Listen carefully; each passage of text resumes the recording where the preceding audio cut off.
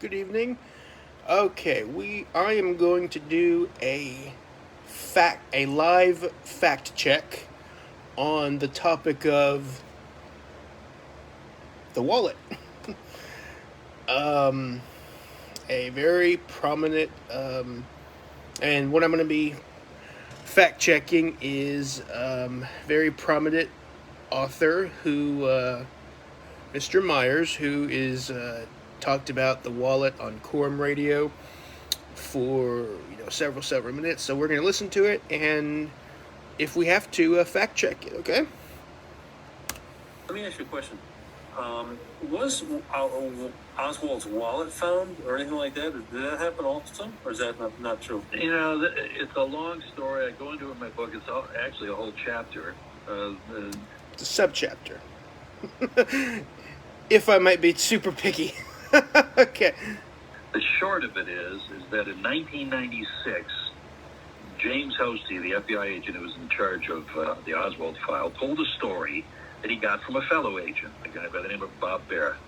And Bob Barrett had been out at the Tippit shooting scene, but he had told Hosty over dinner, years before, that while he was at the scene, Captain Westbrook was there, and he had a wallet in his hand, and he asked about some IDs in there, and he said, "Do you know Lee Oswald? Do you know Alec Heidel?" And Barrett told Hosty, "I didn't mean anything to me at that time. I just said no," and that was that. And he says, and then of course later we find out the rifle is traced to Oswald, and he ordered it under the assumed name of Heidel. So Barrett says, so clearly, they found Oswald's wallet at the Tippit scene. It's a slam dunk. He obviously killed the cop. Now, what Barrett didn't know is that two things. He didn't know that Oswald's wallet was actually taken out of his pocket after his arrest in the patrol car on the way back to City Hall.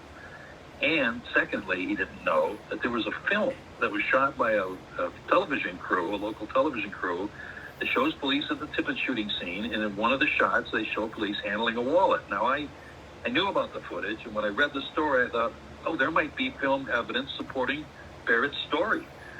And I thought, well, this will show that Oswald dropped his wallet at the scene. Maybe he was handing it to Tippit, or who knows, but here's a... I remember a little comment on that one part. I remember being as a 12-year-old kid and seeing the news footage of the wallet in documentaries and stuff like that, because they play it in documentaries because that's the only footage at the Tippit scene on that day.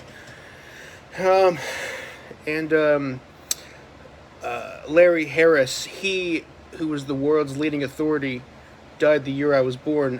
He speculated. I mean, this story came out the year that he died, so it got. So he speculated that maybe that the wallet in the film was dropped by the killer. But again, he died the year that this information came out. So therefore, So I called Bob Barrett, and I worked with him for several months, and we tried to find corroborating evidence that supported the story. Well, the first thing I did was I arranged with the National Archives to get Oswald's wallet out of cold storage and photograph it at the same angles that was filmed. This wallet on the film shows up, and I was able to determine that although the wallets were similar, it clearly wasn't the same wallet. And I went and talked to Paul Bentley, who took the wallet. What he's leaving out is that when Bob Barrett looked at he said, "Oh my gosh, they are the same wallet." And Barrett went through this wallet and this wallet, the news footage and the wallet in storage, and he said, "Yeah, they are the exact same." That's what he felt. That's what Bob Barrett felt. But obviously, that's not true. Oswald, after the arrest in the car, and I told him the story. He said, "It didn't happen, Dale. I'm telling you, I took the wallet out of the..." So I traced the whole pedigree of Oswald's wallet, and I call it the arrest wallet, the wallet that came out of his pocket after his arrest. Sure. And then I tried to track down, well, where did this wallet at the scene come from? And basically, it kind of shows up, and somebody turned it in to police at the scene while they were looking for evidence. So Second wallet. it looks like somebody found it somewhere, and and I went back. It wasn't around the car. So wherever they found it, it was somewhere close enough, I guess, that somebody thought it might be connected, but it wasn't in the immediate area of the shooting. Right, and then of course that particular. Yeah, a civilian approached Sergeant Croy and said, "Here you go." So. One second, just to clarify. So that particular wallet found near the scene of the crime was that had the A. Hidell documents in it, right? That's what. No, it didn't. No, see, this is the point. Whoa, wait, no, it didn't. What are you talking? He doesn't know that. Hold on. Is that once I realized, well, the wallet with the IDs, the Hidell IDs and Oswald's ID, that's in Oswald's pocket at his arrest. Okay, right, okay. Okay, so It was in both the wallet at the scene and the arrest one. He's trying to merge it to make it seem. Hold on. So then it gets down to, all right, so what's the evidence that the IDs are in this wallet that's at the scene? Well, the only evidence is Bob Barrett's 30-year-old recollection. That's those questions. Okay, the only thing is, wow, that's absolutely not true. Okay, so he just said, so the argument is, Bob Barrett's 30-year-old recollections. But actually, Bob Barrett first spoke about it in 1978. So 15 years after it, not 30 years. That is a lie. He told James Hosty over dinner in 1978.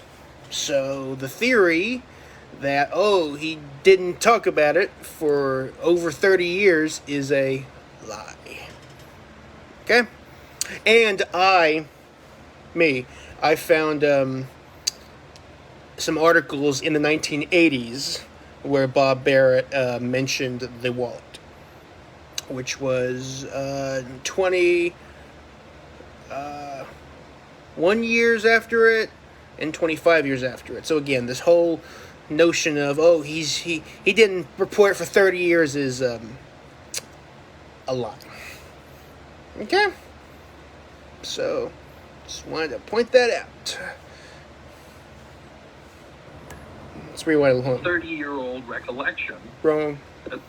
That those questions were asked of him by Captain Westbrook while he was at the scene. So then I worked with Bob and we went over. He said, I thought I put in a report. So I found his 302 report. It's not in there. I talked to a fellow agent of his who said that Bob was known for putting up. Bob Barrett explained why he didn't put it in his report. Bob Barrett told Vincent Bugliosi,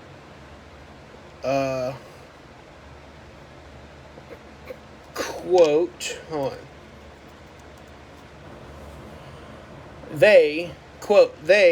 The police, had the guy and already had the guy that killed Tippett, and the wallet just added juice to the steak, end quote. So I didn't put it in the report. So, and he also told, Barrett also told Jones Harris also why he didn't put it in his report. So this whole thing about he didn't report it is bunk, because what they're leaving out is that Barrett explained why he didn't put it in the report. Okay? Kinds of details in his reports that other agents wouldn't. Meticulous. Things that weren't necessary to the story, but yet here was this key element now that he didn't include. Yeah. And then he said, well, again, Barrett explained why he didn't put it in the report more than once. Testified to it in 75. No, he didn't either. So there was no contemporary record. That I did find out that Barrett did go back. He went to the Texas Theater. He was there for the arrest. After they took Oswald back to City Hall, he went back with Captain Westbrook to City Hall. And at that time, Captain Westbrook did see the wallet, and Bob Barrett was there. And so I asked Bob, I says, is it possible that the questions, in fact, weren't asked you at the scene, but were asked back at City Hall when we know the wallet with the ID is actually there and Westbrook has it? In other words, I thought... Okay, so yeah, that's how Myers spins it. He says, well, Barrett went to Westbrook's office, and so therefore maybe that's where Westbrook showed him the wallet, had the wallet and was asking the names, and he's just misremembering it. But no, that cannot work, because as Barrett told Myers himself, quote, "The only time I spoke to Westbrook at any time was at the murder scene." That's with Malice, page 366, end quote. So that whole theory of maybe he's just misremembering where Westbrook had the wallet and was asking him the questions is wrong. Because Barrett explained, the only time I spoke to Westbrook at any time was at the murder scene. Now, he did go to Westbrook's office later, but he said the only time I spoke with him, he went to his office, but he never said that he went to his office and talked to him. No, he just said he went to his office because that day Westbrook's office was like a meeting, the officers met there to, and they kept going in and out and everything.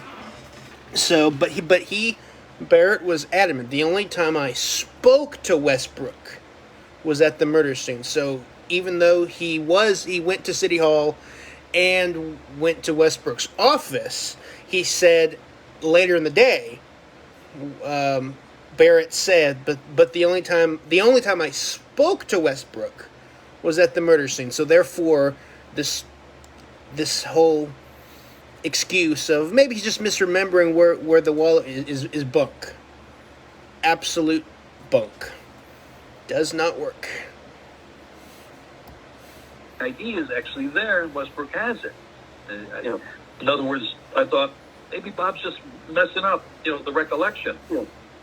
Sure. And, as you know, and as anybody who's told a story, I go back. You see what he did there? He said maybe he's just messing up.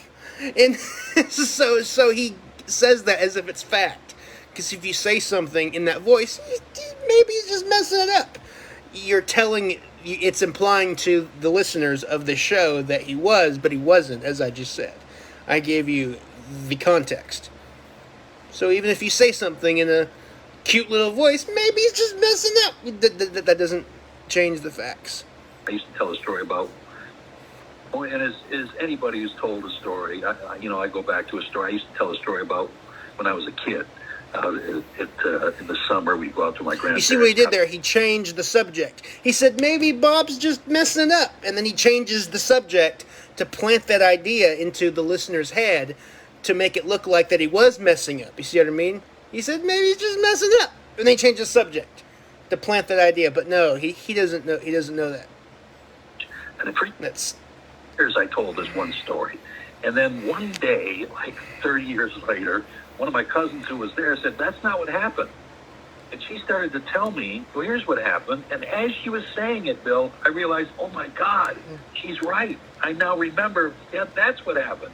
I've been telling it wrong for 30 years. Sure. And I was convinced in my own mind that I was right. So I think, to be honest, Bob was a great guy. We worked very close with this. He had an opportunity to read the manuscript of the book before it was published, so he had a chance to change it and add any corrections. And I had to, of course, he wasn't happy that the way I came down on it. I basically said, I think he's mistaken, because I think the evidence, that's what it shows. There's no other conclusion you can come to. So restricting the options. And of course, I'm sorry. No, I want to quickly ask you. So the thing is, so was there in fact a wallet found nearby, or do you think maybe that was misremembering. There's a wallet on film. There's absolutely no question. There's a wallet on film, but the wallet on film is not the wallet that was taken from Oswald after his arrest. So there's a second wallet. There's another wallet. So again, like I said, he said, "Is it possible that you weren't asked at the scene? Is it possible you were this?" Maybe he's just messing up, and he changes the subject. So it's like, but he didn't say what the response was, and obviously Barrett said, "No, that's not true." So he doesn't give the response, and he says it, and then maybe he's just messing up. So doing that, not telling what the response is, and doing that voice, maybe he's just messing up, plants the idea in the listener's mind that that's what happened, but that's not. Bob Barrett said it, absolutely no. He obviously told him, absolutely no, I'm not misremembering it, because the only time he, again, spoke with him was at the murder scene, so. Again, it's just dishonest. Conspiracy folks have had a high old time with this ever since 1998 when I published Conspiracy folks. the story. And all the... Hold on. A high old time with... Hold on. Now, conspiracy folks have had a high old... Okay, so researchers of this case are not conspiracy folks. That makes it... No. If anything, that makes it sound like we were involved in the conspiracy. That's ridiculous. No, we're critics, students, researchers, scholars, whatever. But the label is irrelevant. Now, conspiracy folks have had a high old time with this ever since 1998 when I published this story. And all the stuff that you read online, every single bit of it stems from my book, from the work that I did originally on that story. Wait, no. Everything, no, that's absolutely not true. All he did originally was interview Barrett, photograph the arrest wallet in the National Archives, and he subsequently interviewed Sergeant Croy. But no, it's absolutely not true. And of course, he went to other places to look for confirmation of the wallet and everything. But no, people. It first got major attention. The wallet story first got major attention in Hostie's book, not his book. Okay? So it's absolutely not true. It's absolutely not true. He said everything stems from his book. That's not true. Absolutely not true. Lots of stuff he omitted. Of course, it cheeses me off to no end that it's been twisted and bastardized to the point where I don't even recognize it anymore. But of course, and here's the thing, Bill. While I was working on that, I was working with a friend, and I said, the conspiracy folks are going to have a field day with this. So we immediately started to think, okay, so what are they going to say? And we thought, well, they're going to say it's a plan, of course. So we're thinking like conspiracy theory. All right, so it's now. So how do we prove that it is or is not a plan? So I went at it with that idea. Let's find the truth about this. If we can knock down this, or maybe we'll find out it is a plan. I didn't know. I knew it was an interesting part of the story. But here's the one thing that's interesting is Bob Barrett thought that the wallet was Oswald's and proved that he killed Tippett. That doesn't mean anything. A witness's personal opinion on something does not mean anything. What's important is what the witness saw and reported. Their opinion on it does not matter. Okay? Does not matter. So, on one hand, they would now want to champion, Bob Barrett was right. He did see the wallet, but they want to ignore the fact of what he thinks that meant. And they want to instead say, well, but he was right about seeing it, but it was really a plan. Again, so like I said, it doesn't matter what someone's opinion is. What matters is what they saw. Yes. That's the only thing that matters, is what he saw and witnessed. a wallet at the scene. Westbrook was thumbing through the wallet and asked him if he knew, do you know Heidel? Do you know an Oswald? At the scene. That's all that matters. Any opinion that Barrett, a personal opinion, does not matter. What matters is what he saw and what he heard. So this little cute little thing is like, folks want to agree with this but ignore him on that. No, a personal opinion does not matter. What matters is what he saw and heard on the scene that day, November 22nd. What he saw and heard that day.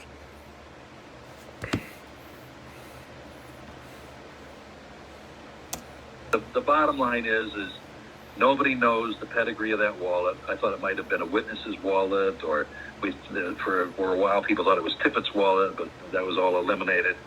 Right, but nobody. One question though, Dale, was that so nobody actually saw? Did somebody actually testify that they saw a wallet fall out of Oswald's pocket near the scene of the crime as he fled? No, and all the radio and television guys who were there never reported it. Can you imagine if that is... Oh my God, that's such a lie. That's not true. Listen. And okay. So the wallet appeared on WFAA TV that afternoon, and they mistakenly said it was Tippett's wallet. They said this is the officer's billfold that was found lying on the ground right alongside the car, but we know that's not true since it wasn't Tippett's wallet. Tippett's wallet was black, and this wallet was brown. But later they corrected it, and on the day of the assassination, this is not mentioned by him here or in his book. On the day of the assassination, they ran the news footage of the wallet again. The news footage of the wallet is playing on the news, and they say, checking the wallet taken from the suspect, Oswald. Checking the wallet from the suspect, Oswald. Okay? So it is. On November 22nd, it was called Oswald's wallet. On WFAA. On TV. That day. There it is. It's right there. He never mentions it. Filming it. Now he said, this is the police officer's wallet." Like I said, and the officer also had Tippett's. Is he going to mention the other when they corrected it later on that day? Revolver, and he kind of got him flipped around. He said, "Well, it's the suspect." No, he's not. There you go. Gun it was the suspect's gun in the police officer's wallet. Well, it was actually the police officer's revolver, which got me to thinking, well, maybe it's the suspect's wallet then, right? The reverse. But here's the thing. If they'd have found Oswald's wallet at the Tippett scene, that would have been all over television and radio that night. It would have been all over. And the cops would have loved it. That's the thing. Well, it would have been on the news it was on the news footage. It was on the news that day. There's news footage of it. So it was on the news that day. So that doesn't make sense. There's news footage of it. It was on the news, hence the news footage. And like I said, they called it Oswald's wallet that day on the news. So again, just more lying. More lying. Imagine we found the suspect's wallet right there at the scene. It'd be a done deal. But yet there's not a single report, Bill, not a single radio or television report. And so so that's another thing. Oh my God, why wasn't the wallet mentioned on the police radio? The rifle was not mentioned on the police radio. The shells were not. The paper bag was not, etc., etc., etc. So that little argument is bunk. the question? One of them was mentioned on like Channel 2 or something, but they weren't mentioned on the radio. Well, then apparently it had nothing to do with it. Somebody turned the wallet in. No, it has nothing to do with it. No, it has. He's looking through the wallet, and he's like, Heidel? Oswald? He's like, no, he's at the scene. There was something inside of it. Well, no, we have nothing. Now the story came out later. Kenneth Croy was a reserve police officer, and he later stated that an unknown person gave him the wallet and also the pistol was turned over to him. Now we know Tippett's pistol was actually commandeered by Ted Calloway, an eyewitness, and he grabbed a local cabbie and then went driving around looking for it. Well, the pistol is by the next to the wallet in the news footage, so I don't know what. So Oswald, they were going to throw down on him and do a citizen's arrest. And I know it was another time. I mean, it was another time. Yeah. Well, Ted Calloway was a Marine. He was I was going to say a former Marine, but there's no such thing as a former. Come Marine. on. Shima, the Marshall Islands. Off the ground was like picking up a stick to me. It didn't They're going off topic. And I says, well, what if he wouldn't have cooperated? As it turned out, he ends up back to the scene.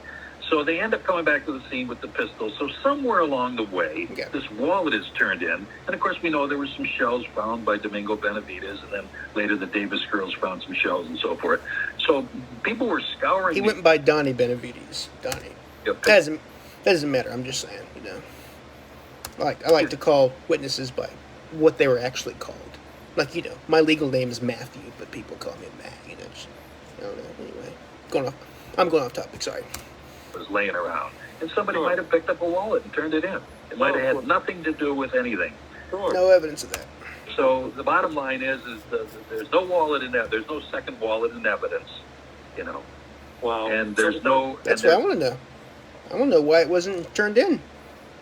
But actually, Westbrook said he did turn it in, but it's not in evidence now. That's what I want to know. No pedigree to the wallet. Interestingly, when I finally talked to Kenneth Croy before his death, and I asked him about the wallet, he says, well, there were 7 IDs in it, but none of them were Oswald or Heidel. No. And I said, 7 IDs? I said, so now I'm thinking, well, the guy's either misremembered. Okay, so one of these guys is smoking because Sergeant Croy told researcher Jones Harris in 1990 that he never looked in the contents of the wallet. So what was just said here is, not the truth. One of these guys is smoking. He's just flat out give this up. And I said, well, no, wait a minute. If there were no IDs to Oswald, you're the one that, the conspiracy folks are saying you're the guy who believes that this was Oswald's wallet left at the scene. How did you connect the wallet to Oswald if his ID's not in it? He said, well, I just assumed it was his because whoever gave it to him said the suspect might have dropped this, and because the suspect later turned out to be Oswald, he said, I just assumed it was so Oswald's again, personal wallet. Opinions do not matter. All that Croy did not look in the wallet, but he does know that it was an Oswald wallet because he put in writing to researcher Ferris Rookstool III that he was the, quote, first on the scene and recovered Oswald's wallet there too. Excuse me.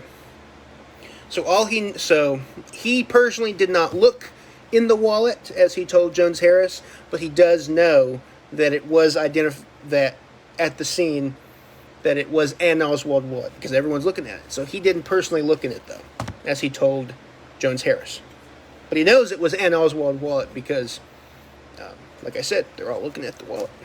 It's on film. It's open like this, and they're all looking at it and everything. So, but he said he personally did not look through it. Things can get twisted and assumed and so forth. And then as Bob Barrett, of course, said, he never saw the wallet. He never saw the ID, Sure.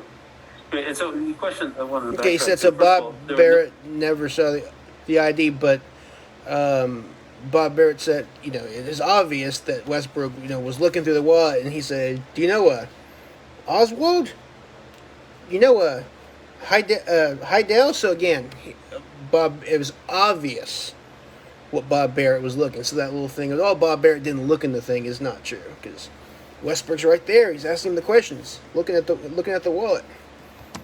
there were no prints at all on the shell casings at all? Or, Well, I don't know that they even dusted the shell casings. Oh! I've seen this. Oh, more he doesn't recently know. where, well, they must. Why didn't they dust the shell casings? He was seen. 2 eyewitnesses saw him removing the shells from the revolver.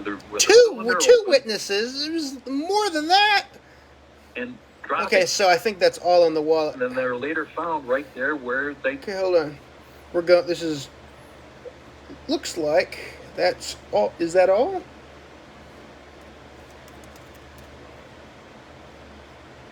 Is that all?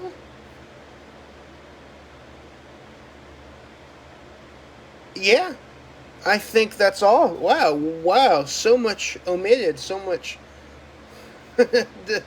distortions and omissions. Okay, so what he did not mention,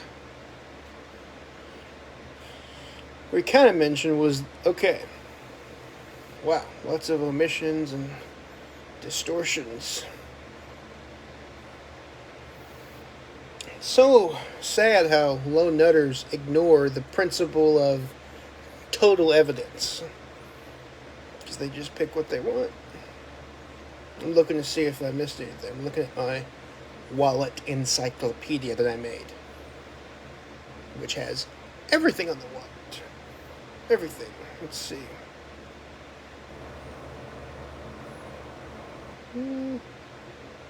Yeah. So, Sergeant Croy told Jones Harris that an unidentified civilian walked up and said, "Here you go," and disappeared. And there are other arguments said, well, no one saw a wallet on the ground, but that's totally misleading, because like I said, Sergeant Croy said that someone walked up to him and handed him the wallet. So that little argument of no one saw one on the ground is bunk. And the civilian, according Sergeant Croy told Myers that the civilian, when they turned over the wallet, said, "Here you go." The killer threw it down. But we know that's not true, because no witness on 10th Street saw the killer throwing anything down. So, again, so the whole question is, what was up about this wallet? We know that Oswald couldn't have gotten there in time to shoot Tippit. So the question is, why is an Oswald wallet? And, at the scene, so, the most honest answer that anyone can ever give for anything is, I don't know. I know people are like, oh, he doesn't know, but no. I'm not saying I don't know, but, is it... You can't restrict the options. You cannot restrict the options. Is it entirely out of the realm of possibility that a conspirator... well, first of all, assuming that the Tippit murder had nothing to do with Kennedy's assassination, is it out of the realm of possibility that a conspirator, seeing an opportunity, just went to the crime scene, handed an Oswald wallet over to Croy and said, "Here you go"? He turned it in? No. "Here you go"? He turned it in and said, "Here you go." He threw it down? Just said he threw it down? I don't know. And then they didn't turn it in because... put it into evidence because, they're... whoever... someone said, we're over-framing him or something. Sort of like the theory about, all those Oswald sightings that are incriminating in November and previously. A lot of things that look, a bunch of Oswald sightings that appear to look like Oswald did a bunch of incriminating stuff, but in the end the Warren Commission just said, oh, we're ignoring it because, possibly because, they're overdoing it or something. Because they changed their mind and said, let's just go with Lone Nut instead of, the whole... And that's well explained in JFK and the Unspeakable, I'm going off script here, so... Like, the Lone Nut, less is more. Like, they're saying that the Lone Nut theory is better than this massive conspiracy, which is probably, not... You know what I mean? So... Oh, and he completely omitted that Officer Jez also said that the wallet at the scene was identified at the scene as belonging to Oswald. So, Officer Jez told researchers at a 1999 conference that the wallet, like I said, was identified at the murder scene as belonging to Oswald. And he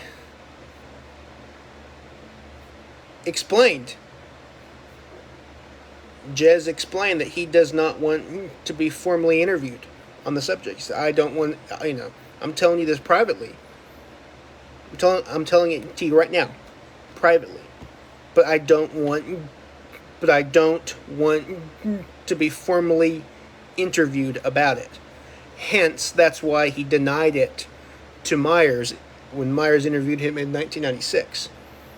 And, he formally interviewed him and recorded it on audio and everything. So, of course, so he said, no, I don't know of any billfold. So, officially, when he's being interviewed by Myers in 1996, he said, I don't know of any billfold, but privately.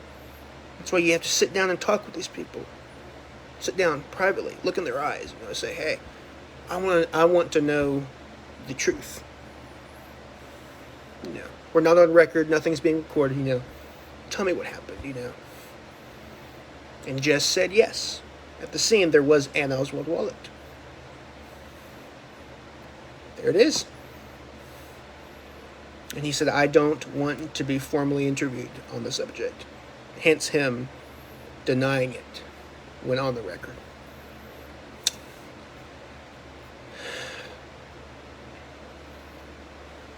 Okay, so that is all of that.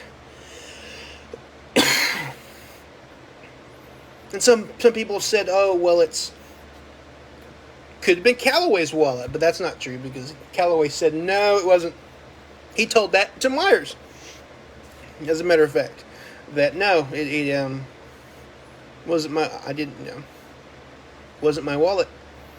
Some people said it was Scoggins' wallet, but Scoggins, no, he never gave them his wallet. So I want to see if there's anything that I might have left out that I want to cover.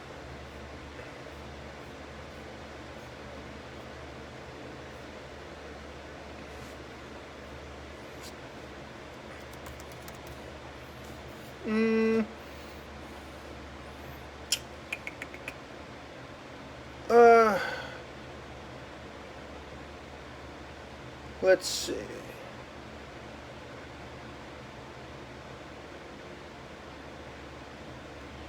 Yeah, so the argument is, Croy and Barrett didn't mention it for over 30 years, but no, that's not true. Barrett, again, mentioned it in 1978, and Croy told Jones Harris about it in 1990, so that, 30 years later is not true at all, so. I think that's all I want to say on the wallet. Okay. I hope this has been informative. And I hope this has been informative. Okay? Just a little fact check that I just did. Yeah. Yeah. In all, Oswald had 4 wallets, so yeah, that's, John Armstrong asks a good question. What man has 4 wallets? Yeah. But this would be a 5th wallet. So is it, did Oswald have a 5th wallet that a conspirator, turned over to Sergeant Croy and said, "Here you go." He threw it down. Here you go. Even though no witness saw anyone throw it down. So that couldn't mean that civilian who disappeared just said, "Hey, here you go," in an apparent attempt to frame Oswald. Apparent.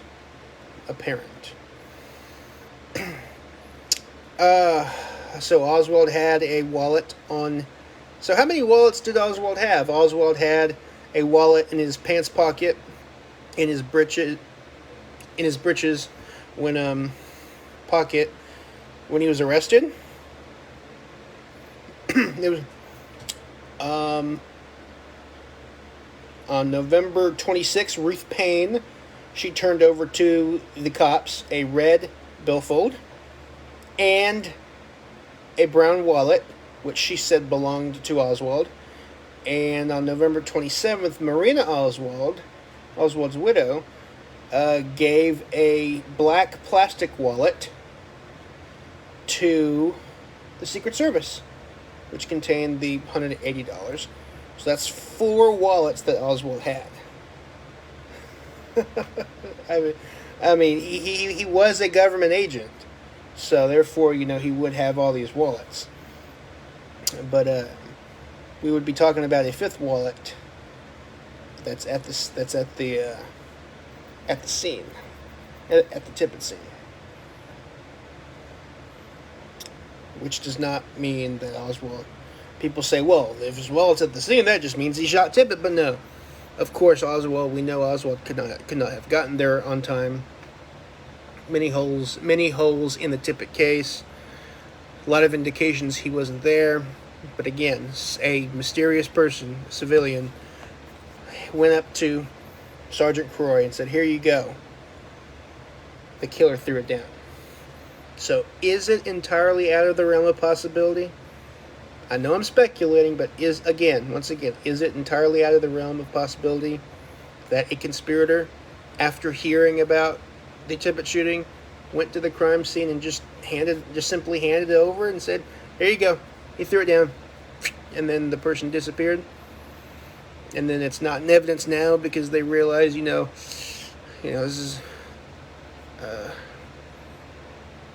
this is more speculation about why it wasn't turned over, why it's not in evidence now.